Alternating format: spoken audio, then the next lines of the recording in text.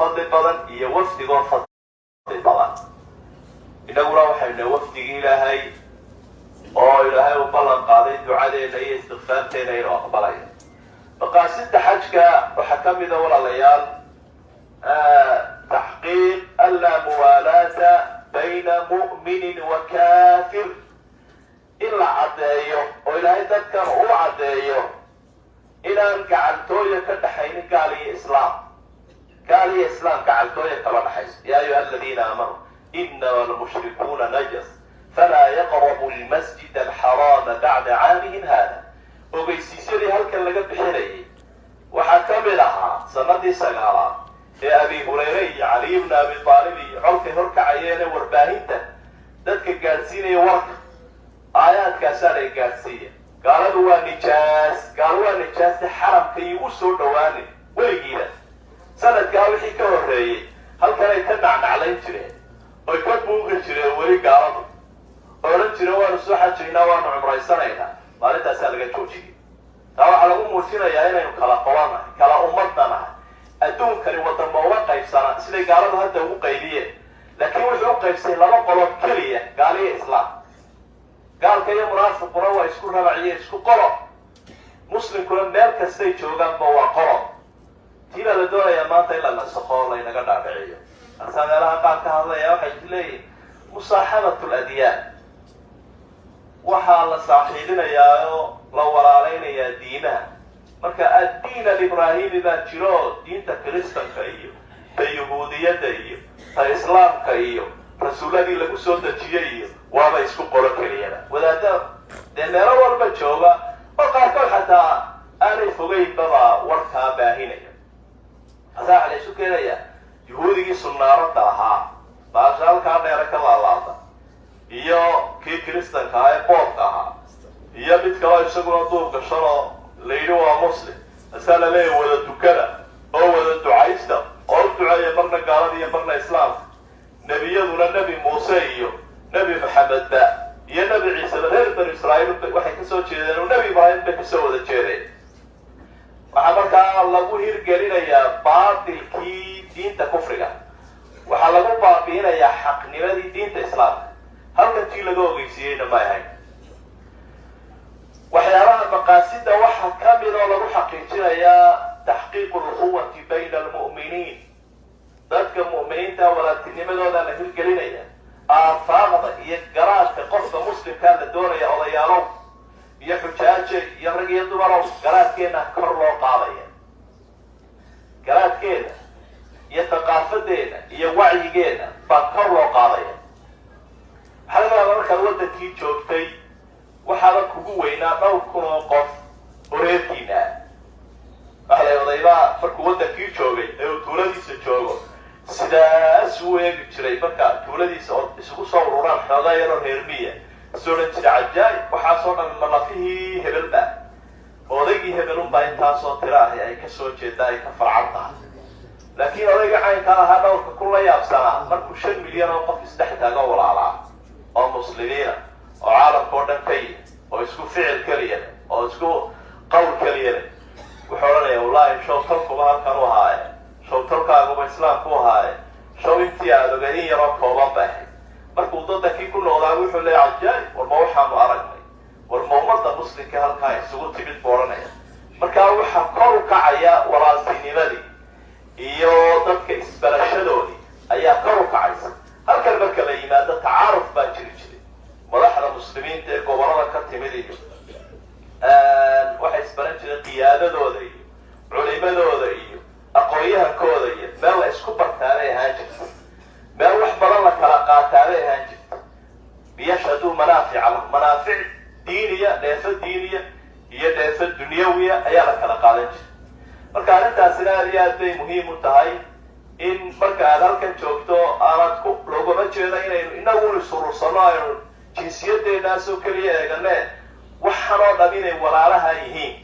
waaxahaagiina ay yihiin caalamka ka yimid dadka muslimiintii waa waaxo kala duwan waa jir keliya oo waaxihiisa ama qaybihiisu caalamka ay daadsan yihiin taasaynu u fahmaynaa oo iyadana garaadkeena kor loogu qaadayaa waxaa ka mid mida waxyaabaha runtii maqaasida ah in fursadda laga faa'iidaysto. Nabi maxamed sala allahu calayhi wasalam sadaqada ayuu maalintaa badinayay, isagoo geel ma laha inuu dhaqdo, haddana 100 halaad buu gowracay rasuulku sala allahu calayhi wasalam.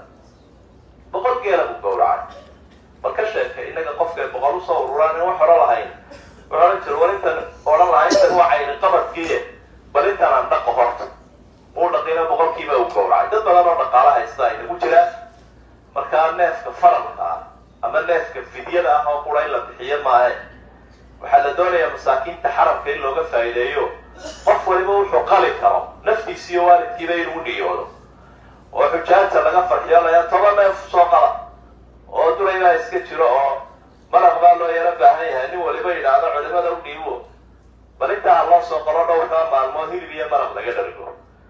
saa uu nabigu samayn jiray sala allahu calayhi wasalam. furaska xajku aad iyo aad bay u badan yihiin, ama aan idhaahno maqaasida iyo ujeedooyinka laga leeyahay waxaa ka mid a aqoon kororsi, in aqoon la kororsado oo cilmi halka laga qaato. nabi maxamed sala allahu calayhi wasalam waa lagu soo ururayay. taa culimaduna ha isaga samraan, wala iyadoo mar ay hurdaan baa la toosinaya, mar iyagoo cunayaa lagu daldalaya, su-aalahaan kala joogsi lahayn. waa tii nebigaba lagu wareegay. nin baa wuxuu leeyahy sidanaa yeelay dawaafkii waan kala horraysiiyey xalqigii maxaa yeelay ila radaxadaba nidaamka loo gudanayo calamka darinta ciidda waxaa ramyi dabxi xalqi dawaaf saasuu ahaa. intii bay kala qallibeen. markaasuu lahaa ifcal walaa xaraja, ka soco dhib ma laha, adiguna ka soco. markaa fataawaha la qaadanaya iyo muxaadaraadka la jeedinaya aqoontay kor u qaadaan, liannahu waktigaaguba wuxuu halkan u xidhay waa inu xidhnaada cilmi iyo cibaado. nin aqoon-yahankeena ka mid aho sugaanyahana oo ragga soomaalida ugu caansan ka mid ah ayaa 3 maalmood oo halkan aynu fadhinay sidan oo kaleo wax lagu wacdiyay. isagu dadka kaca maaha, tiirkaa yarunbuu difaac ka soo galay, dhegtaana wuu raaricinayay. markii dana su-aal baa la weydiiya waxa la aduu cidda lama hadashid, wacdi walbana waa dhegaysataa kama seexatine. la dadka qaarkood aanka iska seexda, qaarna galaanay ushaa tagaa, isagu dhegtaasunbuu dhegay. waa ninka la idhaaha raawi allaha caafiya. ninkii dabeetana wuxuu i intii aan noolaa aqoontayda 3 cisho intaan faa'idaystay weligeyba ma faa'iidaysanba. ilaa 10 culimaa oo mid waliba uu soo jeedinayo xikmadii ilahay uu baray qaar ka mida ayaan kala kulmay. marka fursadda maanta un baan helay, markaa iska dayici maayo. marka aqoon koros cilmiga sharciga ah ee cibaadadeen walaalaya haddaanay cilmi lahay waxba ka ansixi maaya. cibaadadu markay cilmi weydo dee cudurdaarna aadan lahayn caalimkii uu ka ag fadhiyo yuctabar annaka caalim bilquwa. dadku waa laba qaybood, caalimun bilquwa wa caalimun bilcilmi. qof cilmigii yaqaana iyo qof baran kara. ka baran kara waxaa loola dhaqmayaa inuu caalimka la mid yahay. marka adigoo culimadii ag jooga haddaad faa'iidaysan weydo cibaadadu kaa xumaato waxba ka ansixi maayo. iskama lihiinuuna nin baa nabiga ku ag tukaday sala allahu calayhi wasalam. markaasuu yihi orod tuka salaadku kaamay ansixin. jahliba uguma cudur daarin, waayo uu baran karay. haddana mar labaad buu ku celiyay waar orodoo salaada tuka kaamay ansixin, orodoo tuka kaamay ansixin. markii dambuu isdhiibay, nabigaa u saxay sala allahu calayhi wasalam. idan markaa aqoon korosi baynu bana kooraskani ruuxda waxaa la waraabinaya oo la sharaabinaya la durdurinaya waa cilmi iyo cibaado kala nooc nooca oo markaad qayb ku daashaba qayb kalaad u ceeraysa oo aad qaadanaysa. idan markaa waktiga haba iska dheeraado, waktigeenu ha soo noqnoqdo, laakiin waktiga waa inaynu noqdaa waktigaynu sahay qaadanayna ee cilmiga aynu sahay qaadanayna. thaqaafadeena iyo garaadkeena iyo macluumaadkeenu ay kor u kacayay. qof wixii uu garan waayana waa inuu su-aala ka soo celiyaa. idinku dheerayn maayo. cabdillahi ibnu mascuud waxau ihi xadith innaasa maa ramaquuka biabsaarihim faida insarafuu fantazic. dadka u waran inta ay kusoo eegayaan, laakiin haddii hareeraha eegaan buu ihi warka ka jooji. marka intaasaanan kusoo ururin lahaa waa kelmad ka mida maqaasidulxaj. waxuuna sii raacin lahaa uun dadka qaarkood baa laga yaaba in xoola ku waajibeen ama wax mukhaalafa aha uu sameeyey, shay maxduuraha uu ku dhacay, ama wax waajibaha uu ka tegay. waktigii la qalayo waa ayaamahan aynu marayno, inay fursadda ku dhaafta maaha. inaad culimadana weydiiso weeyaan si aad tadaarug u samayso aada uga daba tegi karto.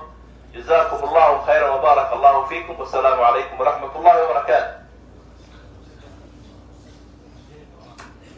إن شاء الله أنه شيخ كفاية سنة إلهي النور بركة الله إنه حتى أمين ده علماء دعائنا إن شاء الله سينو دعاء نوصل نوطه سؤال إلا رأي صدحي وكفاية سنة إن شاء الله. شو إسماعيل تفضل أستاذ.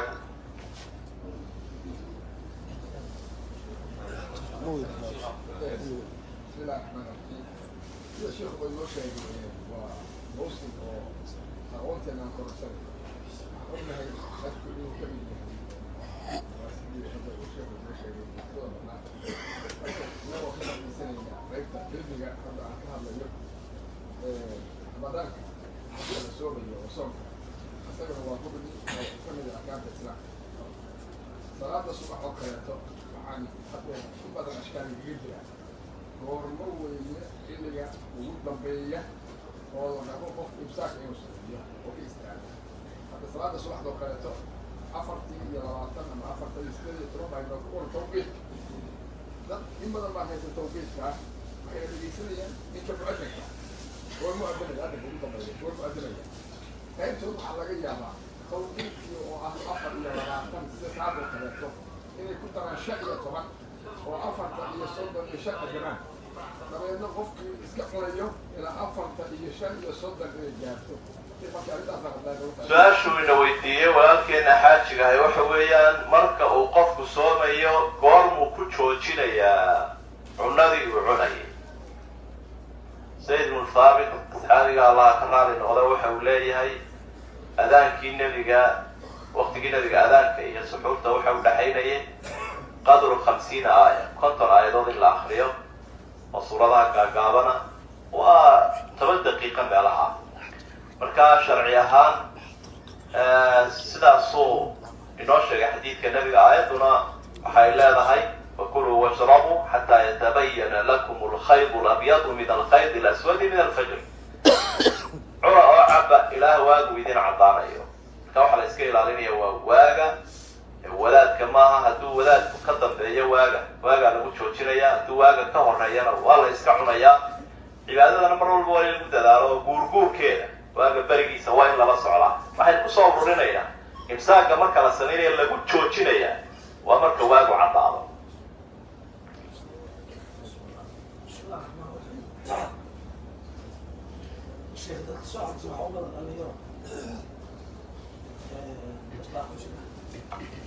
marka sharci kale على الدوام هيدا هذا تطيق على الدوام صحيح عشان لما كده ملحنا قالوا هذا بالسن ما ورك الحيرة قالوا يا رام ما عم يجي ملح ماضي شنو إعادة أنت أنا حيرة أنت دستي حاول أسحنا su-aashaasina waxa weeyaan macnaha waa laidinku soo celinaya waa laidin gaadhsiinayaa dhalinyarada qaarkood baa sidii wadankii ay jeega xiirka u samayn jireen ama dhanxiir weli dhanxiirkiisii wada iyago xajay.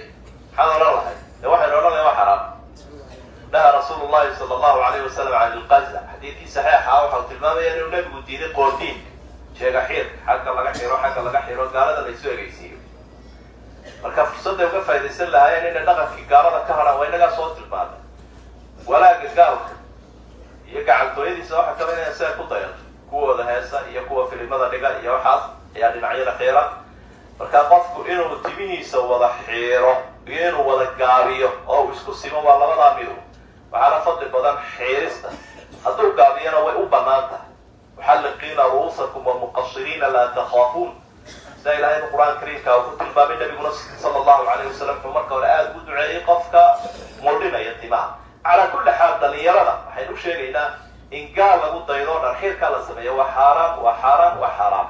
aada uga fogaadaanoo foolxumadiisa ay iska ilaaliyaan. berigii hore waxaa laysku caayi jiray dhoore dhanxiira war dhaga aan dhoor haataaye dhoorkii baa ammaan noqdayba iyo isqaawin. waa ceeb weeye waa dhaqankii shisheeya.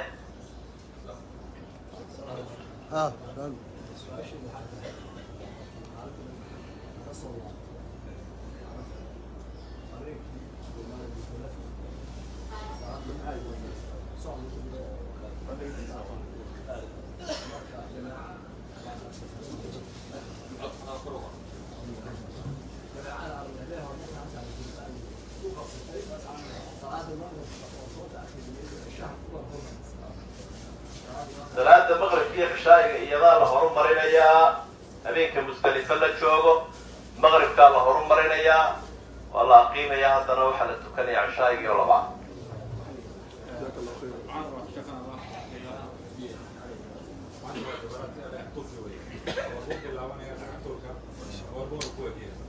dhagax tuurku goormuu bilaabanayaa? maanta 11 goormuu ku egyahay? wuxuu bilaabanayaa marka sidaa duurka loo tukado. waxaan u socon karaa maalinka berri maanta gelinkeeda dambe ilaa caawa oo dhan.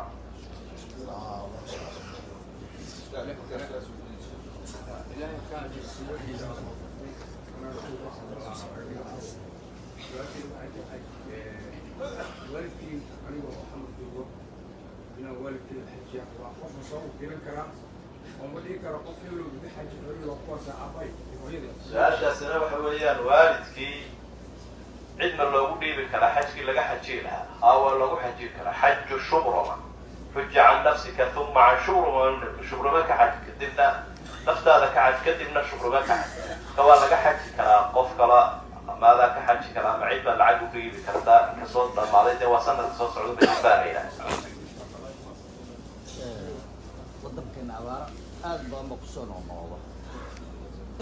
qofku inuu ceel qabo iyo in masjid hadday u sitaan keebaa u fumay. su-aashaasina waxa weeye abaaraha wadankii ku badan, soomaalida waxa way qabsan laadahay in ceel biyaa loo sameeyo, in masjid loo sameeyo, iyama fadli badan. kolba kii baahida u badanta, labaduba waa waqaf. haddii masjid lagu tukadaana jir masjidkaa la horraysiinaya. dabcan dhandhan buu horraysiiyay dee markuu madiina tegay. ceel biyaa ma qodina masjid buu qoday. laakiin haddii masaajidada laga wada dharirsan yahay dee ceerasha biyahaba la waraadin doonaa, siduu isaguba biiru ruumaad ee ummadda ugu diyaariya waqaf looga dhigay.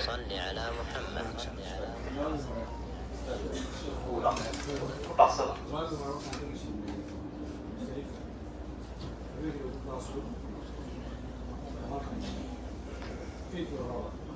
dad baa soo dhaafay habeenkii dhaweyto musdalifo, halkan waktigoodii ku qaatay habeenkii ciidda. waxaa lagu leeyahay neef, waayo waajib buu ka yimi. mar haddaanu halkaa wakti kusoo qaadan, halkaa inuu wakti kusoo qaataaba hayd. haddaanu wakti kusoo qaadaninba ee halkan uu yimi, dee neef baa lagu leeyahay. waayo